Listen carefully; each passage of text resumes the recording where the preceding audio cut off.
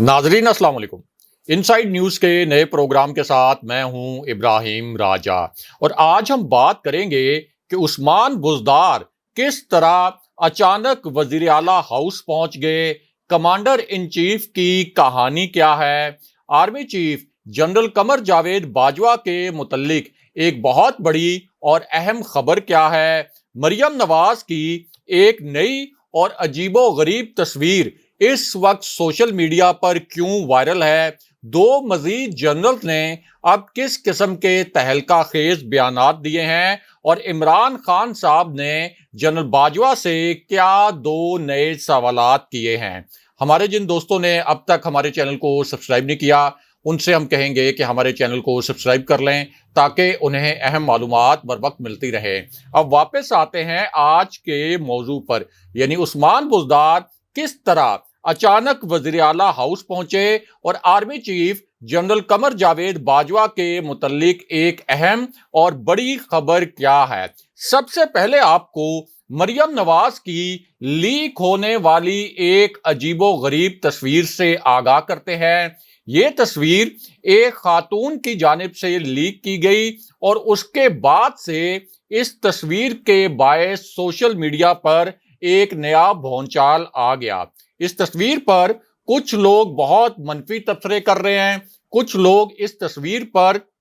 बहुत मज़ाहिया नोयत के तबसरे कर रहे हैं और ये तस्वीर असल में गलती से नून लीग से खुद ही लीक हो गई और इस तस्वीर को लीक करने वाली नून लीग की अपनी एक खातून है। ये खातून मरियम नवाज की दोस्त होने का दावा भी करती हैं। हर वक्त आप इनको मरियम नवाज की खुशामद करते देख सकते हैं और ये मरियम नवाज को एक फिल्मी हीरोइन के तौर पर पेश करती हैं। ये तासुर देती हैं कि जैसे मरियम नवाज कोई ड्रामा की या फिल्म की हीरोइन हो। और ये जो खातून है ये इस वक्त पंजाब असेंबली की रुकन भी हैं और अब उन्होंने मरियम नवाज की ये तस्वीर एन उस वक्त लीक की जब वो हमजा शहबाज की गैर आईनी हलफ बर्दारी की तकरीब में शिरकत के लिए घर से निकली थी। अब इस तस्वीर में मरियम नवाज को गाड़ी में बैठे देखा जा सकता है। उनके हाथ में कॉफी या चाय पीने वाला एक मग भी मौजूद है और अब नून लीग की ये जो खातून रुकने पंजाब असेंबली हैं, इन्होंने अपनी तरफ से खुशामद करते हुए मरियम नवाज की इस तस्वीर को ट्वीट कर दिया और फिर सोशल मीडिया पर मरियम नवाज का और हिना परवेज भट्ट का, जिन्होंने ये तस्वीर ट्वीट की थी, इन दोनों का मजाक बनकर रह गया। और वो इसलिए कि जो सोशल मीडिया सार्फिन थे उन्होंने ये सवालात उठाए कि मरियम नवाज रोजे के दौरान 11 बजे चाय का या कॉफी का कप क्यों उठाए हुए हैं। अब रोजा रखना या ना रखना जाहिर है कि ये मरियम नवाज का अपना मामला है, लेकिन जिस तरीके से बाद में इस ट्वीट को हंगामी तौर पर डिलीट किया गया उसके बाद सोशल मीडिया पर मरियम नवाज के मुतल्लिक और हिना परवेज भट्ट के मुतल्लिक मीम्स और लतीफे बन गए। बहरहाल अब बात करते हैं कि army chief general Qamar Javed Bajwa के मुतल्लिक एक बड़ी और अहम खबर क्या है और मुख्तसरन आपको ये भी बताते हैं कि एक ताकतवर और अहम शख्सियत अचानक बनी गाला क्यों पहुंची और वहां किसका इंतहाई अहम नोयत का पैगाम दिया गया। अब ये एक गैर सियासी शख्सियत है, यानी जो शख्सियत एक पैगाम लेकर बनी गाला पहुंची ये कोई सियासी शख्सियत नहीं है बल्कि ये एक गैर सियासी शख्सियत है। इस शख्सियत ने इससे पहले इस्लामाबाद और रावलपिंडी के दरमियान कोई बहुत ज्यादा पैगाम रसानी तो नहीं की, कोई बहुत ज्यादा पैगामात तो नहीं पहुंचाए, लेकिन पाकिस्तानी सियासत में कम से कम 3 ऐसे बड़े मौके जरूर मौजूद हैं जब इस शख्सियत ने रावलपिंडी यानी ताकतवर हलकों, फैसला साज हलकों के अहम तरीन पैगामात इस्लामाबाद तक पहुंचाए थे। इस वजह से इस शख्सियत की बहुत ज्यादा अहमियत भी है और इसी शख्सियत ने इससे पहले सिर्फ एक मर्तबा इमरान खान साहब और इस्टेब्लिशमेंट के दरमियान पैगाम रसानी की थी और रावलपिंडी से यानी ताकतवर हलकों से एक बहुत अहम नोयत का पैगाम عمران خان صاحب کو بھی پہنچایا تھا، لیکن اب اس شخصیت نے خان صاحب کی حکومت جانے کے بعد پہلی مرتبہ ایک انتہائی اہم نوعیت کا پیغام بنی گالہ پہنچایا ہے۔ اب اس پیغام کے دو حصے تھے اور یہ دونوں حصے کچھ آپشنز پر مشتمل تھے۔ اس پیغام کے دونوں حصے خان صاحب کے سامنے رکھے گئے۔ خان صاحب کے سامنے ان دونوں حصوں میں جو آپشنز تھے وہ بھی پیش کیے گئے، اور اس پیغام میں خان صاحب کو اصل میں میسج یہ دیا گیا کہ وہ لانگ مارچ کے بجائے کوئی درمیانی راستہ اختیار کر لیں، یعنی خان صاحب لانگ مارچ نہ کریں، کوئی درمیانی راستہ اختیار کر لیں اور لانگ مارچ کو کسی بھی صورت اسلام آباد نہ لے کر آئیں، اور اگر خان صاحب ایسا کریں تو اس کے بدلے میں ان کے لیے حالات بہت تیزی سے بہتر ہونا شروع ہو جائیں گے۔ یہ پیغام خان صاحب کو پہنچایا گیا، اور یہ پیغام اس لیے دیا گیا کہ ایجنسیز کی اپنی رپورٹس کے مطابق لانگ مارچ کے دوران ناقابل یقین تعداد میں لوگ اسلام آباد پہنچ جائیں گے اور حالات قابو سے باہر ہو جائیں گے۔ خان صاحب کو دوسرا پیغام یہ دیا گیا کہ اگر انہوں نے لانگ مارچ کرنا بھی ہے اور اگر انہوں نے دھرنا دینا بھی ہے تو وہ یہ دھرنا پریڈ گراؤنڈ میں دیں، یعنی شکر پڑیاں سے متصل جو پریڈ گراؤنڈ ہے، جو ڈی چوک سے اور پارلیمنٹ سے کافی دور ہے، جہاں آزادی جلسہ کیا تھا عمران خان صاحب نے اپنی حکومت کے ختم ہونے سے پہلے، وہاں پر یہ دھرنا دیں، یا پھر وہ F9 کا جو پارک ہے وہاں پر یہ دھرنا دیں، پارلیمنٹ کے سامنے یہ دھرنا نہ دیا جائے۔ خان صاحب کو دوسرا پیغام یہ دیا گیا، لیکن اس پیغام کے بعد خان صاحب نے طاقتور حلقوں کو ایک تہلکہ خیز جواب دے دیا اور ایک بہت بڑا اعلان کر دیا۔ اس اعلان کی اس وقت بہت بڑی بڑی ہیڈ لائنز بن رہی ہیں، بہت بڑی بڑی شہ سرخیاں نکالی جا رہی ہیں، کیونکہ خان صاحب نے ایک دھماکہ خیز اعلان کر دیا۔ عمران خان صاحب کے طاقتور حلقوں کے متعلق اس اعلان کے جو دو اہم ترین نکات ہیں یہ مختصراً آپ کے سامنے رکھتے ہیں۔ ان میں سے خان صاحب کا پہلا نکتہ تو یہ تھا کہ ہم نے فیصلہ یہ کیا ہے کہ مئی کے آخری ہفتے میں صرف تحریک انصاف کے کارکنوں کو نہیں بلکہ تمام پاکستانیوں کو کال دی جائے گی، اور یہ کال اس لیے دی جا رہی ہے کہ ہمارے ملک کی توہین کی گئی ہے۔ اس کے بعد خان صاحب کا دوسرا نکتہ انتہائی اہم تھا، اور ان کا کہنا یہ تھا کہ ایک بیرونی سازش کے تحت کرپٹ ترین لوگوں کو ملک پر مسلط کیا گیا۔ کابینہ کے 60% لوگ ضمانت پر ہیں، اور جو پرائم منسٹر بنا ہے اسے لوگ کرائم منسٹر کہتے ہیں۔ یہ ہمارے ملک کی توہین ہے، اس لیے میں چاہتا ہوں کہ ابھی سے لوگ تیاری کریں، اور ہماری تیاری کا آغاز چاند رات سے ہو رہا ہے۔ اس کے بعد خان صاحب نے کہا کہ میں اپنے نوجوانوں کو یہ پیغام دیتا ہوں کہ آپ نے جھنڈے پکڑ کر چاند رات کو نکلنا ہے، اور اسلام آباد مارچ کا پھر اعلان کر دیا خان صاحب نے، اور یہ کہا کہ میرا ایمان ہے کہ یہ پاکستان کی تاریخ کا سب سے بڑا اجتماع ہوگا، سب سے بڑا لانگ مارچ ہوگا۔ عوام کا سمندر اسلام آباد آئے گا جو یہ بتائے گا کہ آج کے بعد کوئی بیرونی ملک ہمارے اوپر ایک کرپٹ ٹولے کو مسلط نہیں کر سکے گا، اور پاکستان کا فیصلہ کوئی اور قوت نہیں بلکہ پاکستان کے عوام کریں گے۔ لیکن یہاں army chief general Qamar Javed Bajwa کے متعلق ایک بہت بڑی اور اہم خبر اور بھی ہے، اور یہ خبر army chief general Qamar Javed Bajwa کی ایک نئی ملاقات کے متعلق ہے،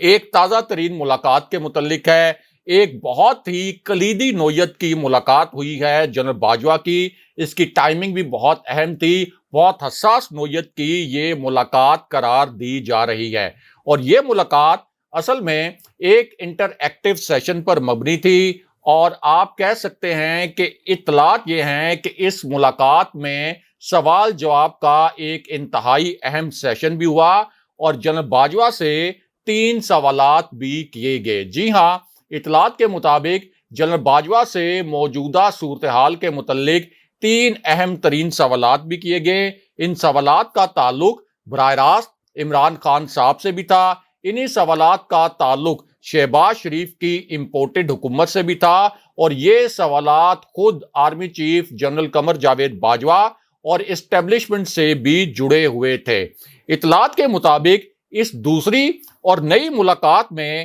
army chief general Qamar Javed Bajwa سے عمران خان صاحب کے لانگ مارچ کے متعلق بھی سوال کیا گیا۔ یہ بہت اہم نوعیت کا سوال تھا، بہت پیچیدہ نوعیت کا سوال تھا، اور اس سوال کا بیک گراؤنڈ یہ تھا کہ عمران خان صاحب نے اعلان یہ کیا کہ جب تک الیکشن کا فیصلہ نہیں ہوتا، جب تک الیکشن اناؤنس نہیں کیے جاتے، تحریک انصاف کا دھرنا ختم نہیں ہوگا۔ اسی طرح اطلاعات کے مطابق جنرل باجوہ سے دوسرا سوال یہ کیا گیا کہ اگلا الیکشن کب ہوگا، اور اس سوال کا بیک گراؤنڈ یہ تھا کہ آصف علی زرداری کا ایک بیان سامنے آیا، اور اس بیان میں آصف علی زرداری نے کہا کہ موجودہ حکومت اپنی مدت پوری کرے گی اور الیکشن اگلے سال اکتوبر میں ہی ہوگا۔ اب اطلاعات کے مطابق army chief general Qamar Javed Bajwa کی یہ جو نئی ملاقات تھی، یہ ملک کے صنعت کاروں سے ہوئی،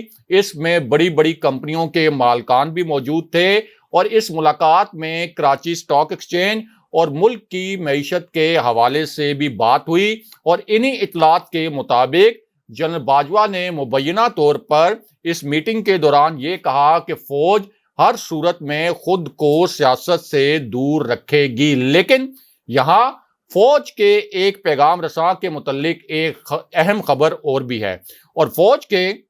اس پیغام رساں نے اب دو نئے اور تہلکہ خیز قسم کے انکشافات کر دیے ہیں۔ یہ ایک ایسی شخصیت ہے جو فوج کے بہت قریب مانی جاتی ہے، اور اسی شخصیت نے army chief general Qamar Javed Bajwa کے 3 اہم ترین پیغامات عمران خان صاحب کو بھی پہنچائے تھے۔ اسی شخصیت نے خان صاحب کے کچھ اہم ترین پیغامات طاقتور حلقوں کے شہر تک پہنچائے تھے، یعنی آپ آسان الفاظ میں کہہ سکتے ہیں کہ فوجی قیادت تک پہنچائے تھے، اور خاص طور پر خان صاحب کی حکومت گرنے سے 72 گھنٹے پہلے اس شخصیت نے بہت ایگریسو قسم کی پیغام رسانی کی تھی۔ یہ شخصیت جہاں فوج کے بہت قریب سمجھی جاتی ہے، وہیں یہ شخصیت عمران خان صاحب کے بھی بہت قریب ہے۔ اب اس شخصیت نے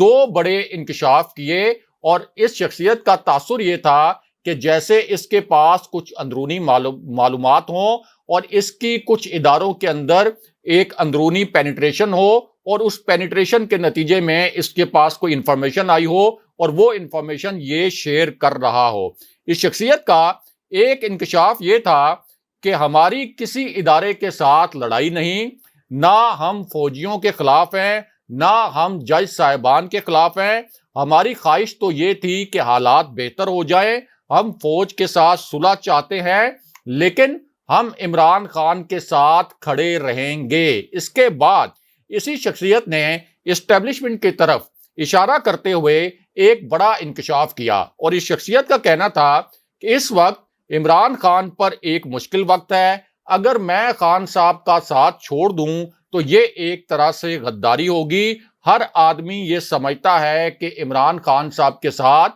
بڑی زیادتی ہوئی، اور میں اب یہ دیکھ رہا ہوں کہ اس زیادتی کا ازالہ بھی کیا جائے گا۔ یعنی تاثر یہ تھا کہ اداروں سے جو غلطی ہو گئی وہ اب اس غلطی کو سدھاریں گے۔ بہرحال اب واپس آتے ہیں عثمان بزدار کے معاملے پر، اور آپ کو یہ بھی بتاتے ہیں کہ کمانڈر ان چیف کے حوالے سے کیا اہم ترین پیش رفت ہوئی ہے۔ تو معاملہ یہ ہے کہ اب عمران خان صاحب کے کچھ خطوط سامنے آئے ہیں۔ ان خطوط کے متعلق اب باضابطہ طور پر تصدیق کی گئی ہے۔ پی ٹی آئی کی قیادت نے آفیشلی ان خطوط کی اب تصدیق کر دی ہے، اور عمران خان صاحب نے یہ خطوط امریکہ سے آنے والے دھمکی آمیز مراسلے کے متعلق لکھے ہیں، اور ان خطوط میں عمران خان صاحب نے صدر مملکت ان سے بطور ریاست کے سربراہ اور اس کے ساتھ ساتھ افواج کے کمانڈر ان چیف کے طور پر فوری کارروائی کی سفارش کی ہے، کیونکہ صدر افواج کے کمانڈر ان چیف بھی ہوتے ہیں اور ریاست کے سربراہ بھی ہوتے ہیں، تو ان سے یہ سفارش کی گئی ہے کہ امریکی مراسلے کے متعلق فوراً کارروائی کی جائے۔ اسی طرح چیف جسٹس کو بھی خطوط لکھے گئے ہیں اور یہ کہا گیا ہے کہ امریکی مراسلے کی عوامی تحقیقات کروائی جائیں۔ لیکن دوسری جانب عثمان بزدار کے ایک کمانڈو ایکشن کے متعلق ایک تہلکہ خیز اور نئی خبر اور بھی ہے، اور وہ خبر یہ ہے کہ گورنر پنجاب نے پہلے یہ اعلان کر دیا کہ گورنر ہاؤس میں حمزہ شہباز کا جو حلف تھا یہ ایک غیر آئینی عمل تھا، ایک غیر آئینی حلف تھا، اور انہوں نے صدر کو مراسلہ بھجوا دیا کہ اس حلف کو غیر آئینی قرار دے دیا جائے۔ لیکن اس کے بعد گورنر پنجاب نے دوسرا بہت بڑا سرپرائز دے دیا۔ اس پر بہت سے حلقے حیران رہ گئے، اور اس وقت یہ جو سرپرائز ہے اس کے متعلق ٹی وی چینلز نے براہ راست نشریات بھی کی، کیونکہ گورنر پنجاب نے صدر کو ہنگامی طور پر آگاہ کیا کہ گورنر ہاؤس پر پولیس کے ذریعے غنڈوں نے قبضہ کر لیا ہے۔ لیکن گورنر پنجاب کا جو تیسرا سرپرائز تھا وہ سب سے تہلکہ خیز تھا، اور اس سرپرائز میں گورنر پنجاب عمر سرفراز چیمہ نے عثمان بزدار کا جو استعفیٰ تھا، جو انہوں نے پرائم منسٹر کو لکھ دیا تھا، حالانکہ آئین کے تحت گورنر کو استعفیٰ دیا جانا ہوتا ہے، تو اب گورنر پنجاب نے عثمان بزدار کا استعفیٰ آئینی اعتراض لگا کر مسترد کر دیا۔ لیکن یہاں سے ایک بہت زبردست اور دلچسپ کھیل شروع ہو گیا، اور وہ اس طرح کہ عثمان بزدار کا استعفیٰ مسترد ہونے کے بعد انہوں نے اپنی کابینہ کا ہنگامی اجلاس طلب کر لیا، جس کے بعد عثمان بزدار کی کابینہ کا ایک اعلامیہ بھی جاری کر دیا گیا، اور اس اعلامیے میں یہ کہا گیا کہ آج کا جو اجلاس تھا یہ گورنر کے آئینی عہدے کے احکامات کے تحت ہوا، اور گورنر ہاؤس میں جس طریقے سے غنڈہ گردی کر کے حمزہ شہباز کو حلف دلوایا گیا، یہ ایک نئی آئینی ایمرجنسی پیدا ہو گئی ہے، اور یہ حلف ایک غیر آئینی حلف تھا۔ لیکن دوسری جانب بہت بڑی خبر یہ بھی ہے کہ حمزہ شہباز کا یہ جو جعلی حلف تھا اس کے خلاف اپیل سماعت کے لیے منظور ہو گئی ہے، اور اس پر لارجر بینچ کی سفارش کے لیے یہ اپیل چیف جسٹس کو بھجوا دی گئی ہے۔ یہاں لاہور ہائی کورٹ کا جو آدھی رات کا فیصلہ تھا اس پر بہت تنقید بھی ہو رہی ہے، اور دوسری جانب ایک اہم خبر یہ ہے کہ army chief general Qamar Javed Bajwa Padhar sector میں ایل او سی پر پہنچے ہیں، اور انہوں نے وہاں پر آپریشنل تیاریوں کا جائزہ لیا۔ اگلے پروگرام تک کے لیے خدا حافظ۔